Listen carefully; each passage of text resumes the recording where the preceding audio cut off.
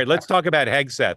The only reporting outside Politico that I saw that kind of moved the story forward was NBC, and then others reported that the information he put on Signal in his family group chat, not just family, but some family, came from a pipeline, a pipe that was sensitive information. Doesn't mean the stuff he posted was necessarily improperly shared on Signal, but it certainly suggests it might have been.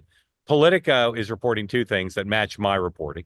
One is that that the fights that have taken place, the firings, etc., are much more about personality and fights for power than they are about ideology. This is not neocons versus MAGA or people pro-Iran or anti-Iran. A lot of it, at least, is personal. And then second is there is a lot more disquiet on the Hill than has been voiced. Don Bacon gave voice to something that many MAGA members of Congress are feeling, which is they don't get how Pete Hegseth is running the Pentagon. Hegseth is extremely fortunate that Congress is not in session now, so members are not being forced to take sides. But there's the expression from the members, some members, to the White House, he better get his act cleaned up before they come back because they don't want to have to answer questions about it. Sean, where are you on the Hegseth matter today regarding the trajectory of his stewardship of the Pentagon?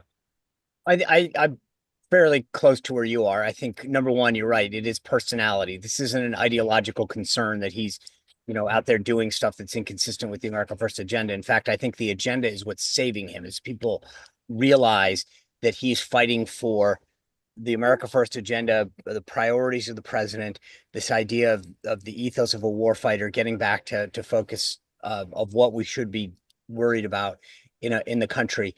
I do think that you're right. I mean, like, I think at some point they're saying, get your act together. And I think that we'll see what that time frame is, how quick and who he staffs with, right? So it's not just, does he bring in the right people, but you mentioned this, if I were him, I'd go look for, a 2-3 star retired America First type general, which there are several that advised Trump during the thing, and bring them in, who's maybe done a tour or two in the E-ring and said, hey, get in here. I need to show that I've got it together. But I think he needs to project that. And again, there's plenty of positive, choices to make that happen.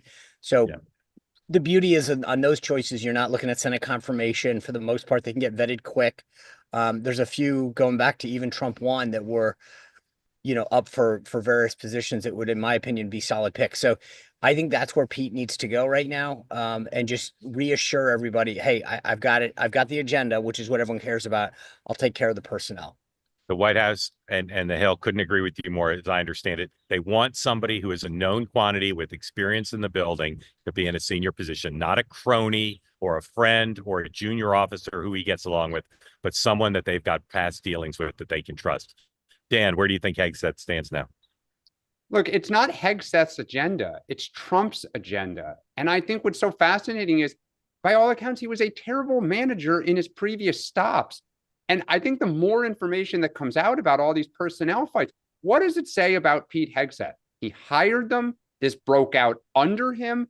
And the way that it's kind of exploded in his face like a hand grenade, it looks even worse. Like, there's no track record that he's good at managing people. He's good at managing an organization.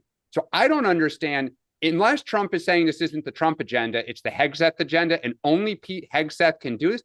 Pete Hegseth looks good on television. That is his claim to fame. He would be good going before the cameras on behalf of this agenda. Put somebody in there who's just going to go and quietly do it. I mean, have a good, pretty spokesperson if that's what you need. I just think this is embarrassing. Hey, want to be part of the two-way community all the time? Hit the subscribe button. Great video clips like this, plus conversations like no other, full episodes and more, always available on this channel. You got to hit subscribe to never miss a thing.